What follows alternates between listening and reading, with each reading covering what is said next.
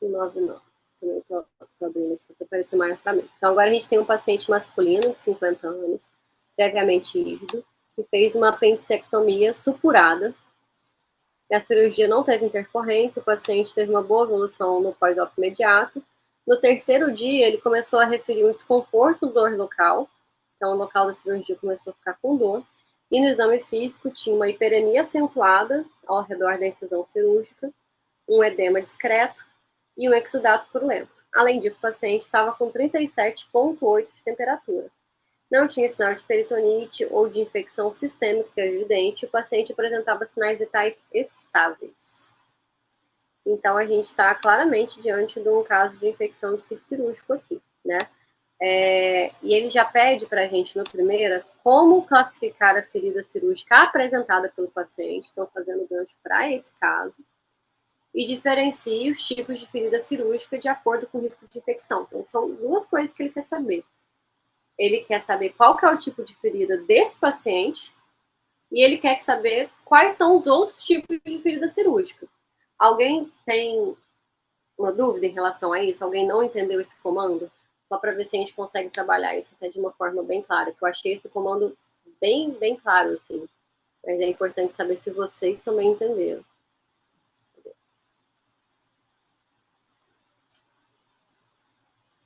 Isso aí, então a gente está falando de um paciente com infecção do sítio cirúrgico, porque além da hiperemia, além da história de uma cirurgia contaminada, esse paciente volta com dor, rubor, calor e saída de exudato purulento. A questão deixou clara que a gente está focado em ferida. Ele falou que esse paciente não está com febre, né? Tá febril com 37,8, mas não está com febre, não tem sinal de peritonite ou de infecção sistêmica. Então, vamos olhar para a ferida dele. Então, esse paciente tem uma ferida cirúrgica infectada pela presença do exudato purulento por toda essa história que a gente contou. E quais são os tipos de ferida cirúrgica de acordo com o risco de infecção?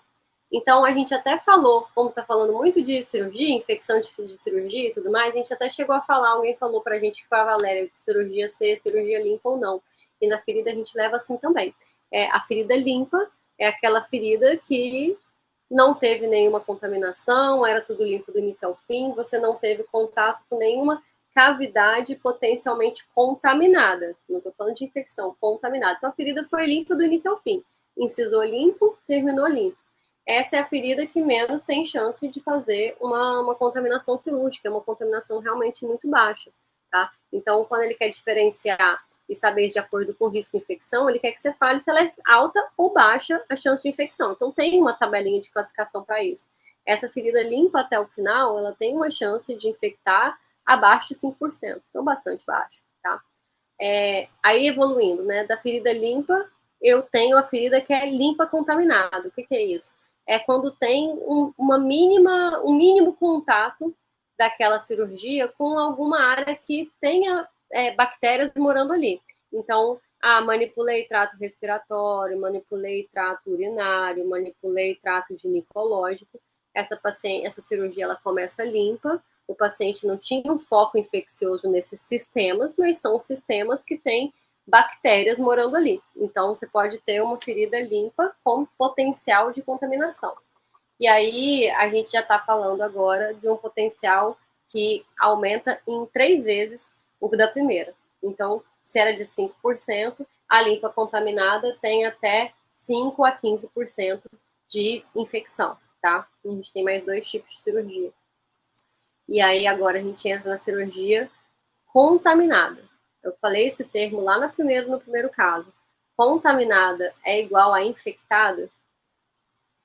Não é a mesma coisa, tá? Então a gente tem que saber diferenciar essas duas coisas. Contaminado é o quê? É o paciente que fez uma cirurgia que tinha o potencial de infecção. Essa cirurgia, inclusive a apendicectomia, ela pode ser uma cirurgia considerada no primeiro momento como contaminada. Apendicite normal, por exemplo, tá? Tinha um foco contaminado de infecção dentro da cavidade, você foi lá e operou esse foco. Então tinha uma inflamação, tinha alguma coisa inflamada e às vezes nem sempre com infecção muito evidente. Então, às vezes é apendicectomia sem complicação, é uma colecistectomia no paciente com colecistite aguda, né? Então, claramente, essa ferida vai ter uma chance um pouco maior de fazer uma contaminação E aí, igual eu falei, eu estou falando de 3 vezes maior, porque a tabelinha bate muito nisso. Então, se a anterior era de 5 a 15% de chance de contaminar, agora eu tenho uma que tem a chance de 15 a 30% de chance de contaminar. Então, essa seria a contaminada. Eu posso ter exudato, mas eu não vou ter um exudato purulento. Eu posso ter uma área até com aspecto de inflamação, mas eu não vou ter infecção associada, tá? É diferente. E aí, por último, seria o tipo de ferida infectada, que é aqui o nosso paciente aqui apresenta. Então, ela vai ter uma infecção visível, não vai haverá dúvida de que tem infecção ali, vai ter dor, calor, rubor, às vezes associado a alteração sistêmica, e são as cirurgias que já tinham uma infecção de fato ali acontecendo.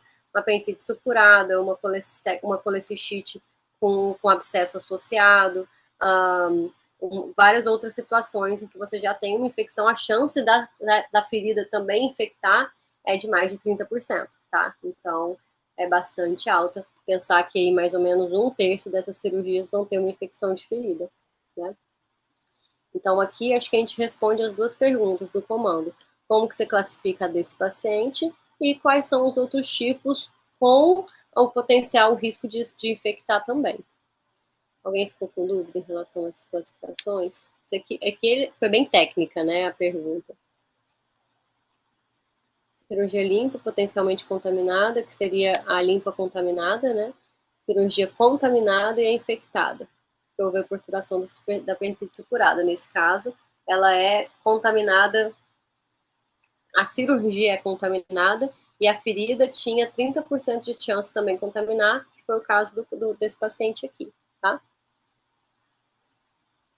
Só lembrar, Laís, que se você respondesse exatamente do jeito que você botou, você poderia não receber a pontuação toda, porque ele pede para você colocar de acordo com o risco de infecção. Então, ele quer entender por que essa cirurgia tem mais chance de contaminar do que a outra, né? Tipo, por que a limpa contaminada tem chance maior do que a limpa e por aí vai. Então, tinha que justificar assim, tá? Então, assim, aqui acho que foi isso da primeira. A gente pode para a segunda, Beth.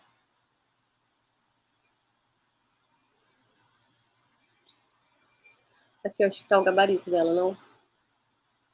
A segunda questão, você quer? É. Essa aqui, né? Abordagem terapêutica, é isso que você quer? Sim, Ah, é porque eu acho que tem que botar o a gabarito, segunda, tá, entendi. a segunda questão.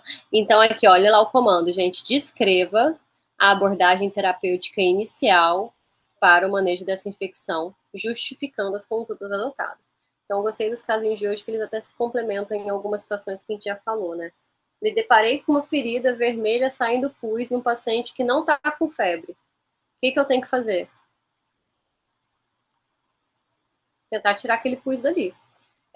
A ferida está muito fechada, os pontos estão deixando ela hermeticamente fechada, isso dificulta que eu tire essa secreção purulenta.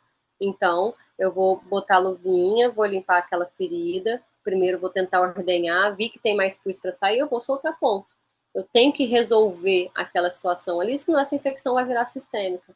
Então, como que eu descreveria a abordagem? Eu vou tentar realmente retirar o máximo de secreção daquela ferida, tomando os devidos cuidados, né, em relação a asepsia e antissepsia, remoção de pontos se necessário, com ordenha, não vamos falar de lavagem de ferida, a princípio não é uma coisa que se faz para todos os casos, e não tendo nada sistêmico, eu vou fazer antibiótico para esse paciente?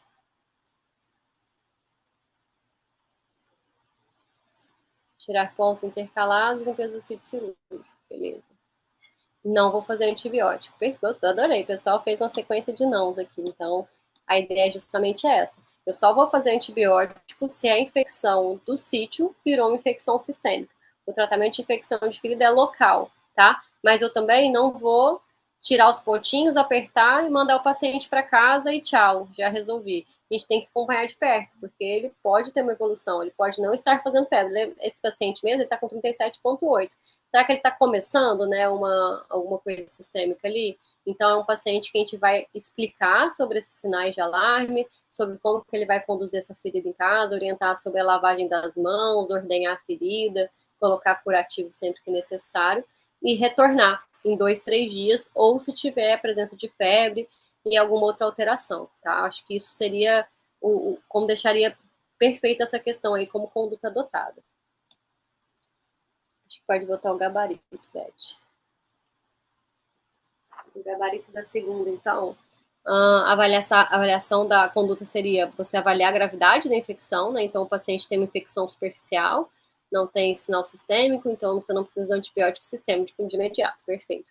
A drenagem do exudato purulento. Então, você vai sempre tentar começar fazendo ordenhando a ferida, porque às vezes a própria ferida por infecção, ela já abre pontos espontaneamente, tá? Então, se você tá com uma ferida meio que aberta com a área de drenagem, às vezes você não precisa sair tirando todos os pontos. Mas em questão de prova, se isso não foi falado, se não apareceu alguma imagem, né, como às vezes a gente tem na prática, você vai verbalizar isso. Quem está te avaliando na prova quer saber se você sabe o que você tem que fazer. Então, tem que remover o exudato purulento, sendo realizada a retirada de pontos se necessário para isso acontecer, tá? E aí o curativo frequente com solução antisséptica, para tentar evitar que isso contamine, ou que, enfim, venha mosca e tudo mais. Colocar dreno sim, tá, Jander? Se você achar que é necessário colocar dreno, você pode colocar. O dreno ele vai ser mais indicado quando essa infecção tá mais para a parede, não tá tão superficial. Se você é uma coisa que você vê muito na hora, você soltou os pontos, é uma ferida superficial, o paciente não tem toxemia, provavelmente a abertura de pontos resolveu. É numa área mais profunda, o paciente mais gordinho, tem uma área maior que pode começar a epitelizar e não atender toda aquela região de cirurgia, e colocaria dreno. O certo é colocar dreno. Pega um dreno de Penrose, posiciona dentro daquela incisão cirúrgica e reavalia esse paciente em 24, 48 horas, tá? É uma forma até de você trazer o paciente para perto de você. Então, lavagem da ferida, que ele até colocou fazer com clorexidina, e antibiótico terapia somente se sinais sistêmicos estiverem presentes. Então, febre, que seria acima de 38,5, leucocitose, taquicardia, infecção profunda, e aí ele até cita quais seriam os antibióticos. Pelo comando, ele não chegaria, eu não chegaria, se eu estivesse fazendo a prova, provavelmente a citar os antibióticos. Ele colocou de uma forma bastante completa, provavelmente isso seria considerado, tá? E monitorar esse paciente, igual eu falei, deixa combinado o retorno e avisar bastante sobre sinais de alarme, tá?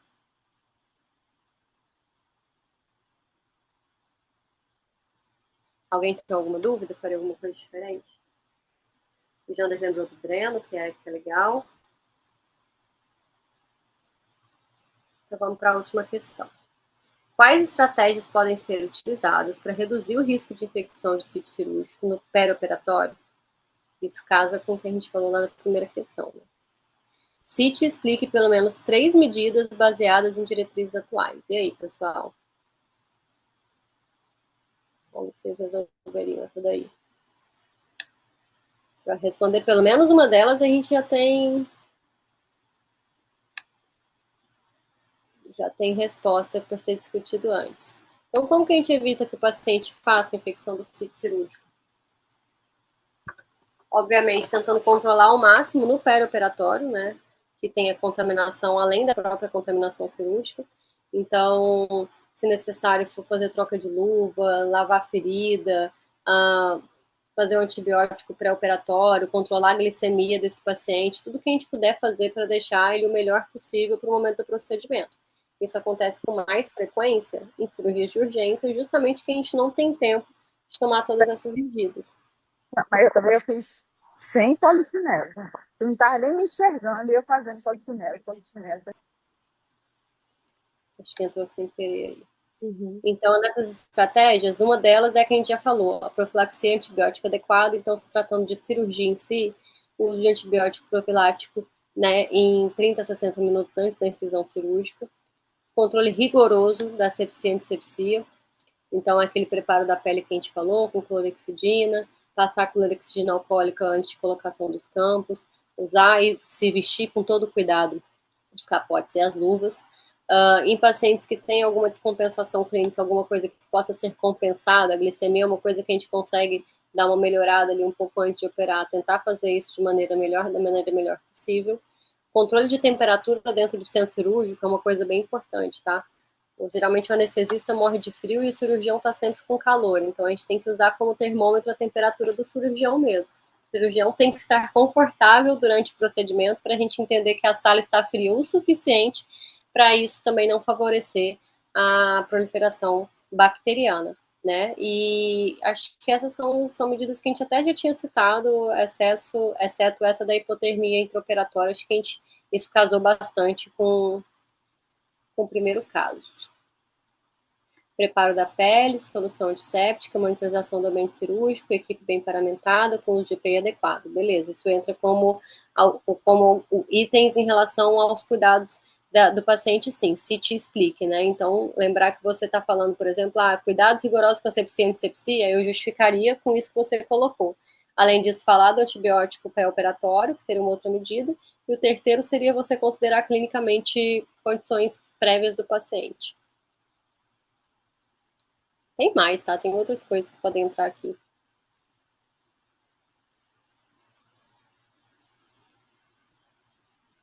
Alguém pensa em alguma coisa diferente, gente? Acho que isso aqui até a gente já falou, né, bastante. Deixa esse casinho mais direto.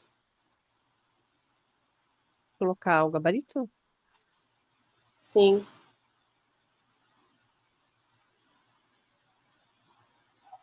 Isso aí que a gente estava falando.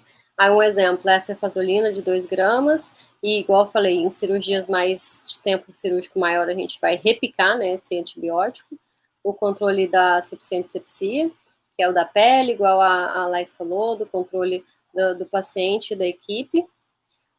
Manutenção de normotermia e de glicemia adequada. Então, deixar o paciente sempre com temperatura mais baixa e o ambiente também em temperatura mais baixa são coisas que comprovadamente diminuem essa proliferação e pior contaminação, tá? Acho que nenhuma novidade, né? Se ninguém tiver dúvida, a gente pode passar para o último.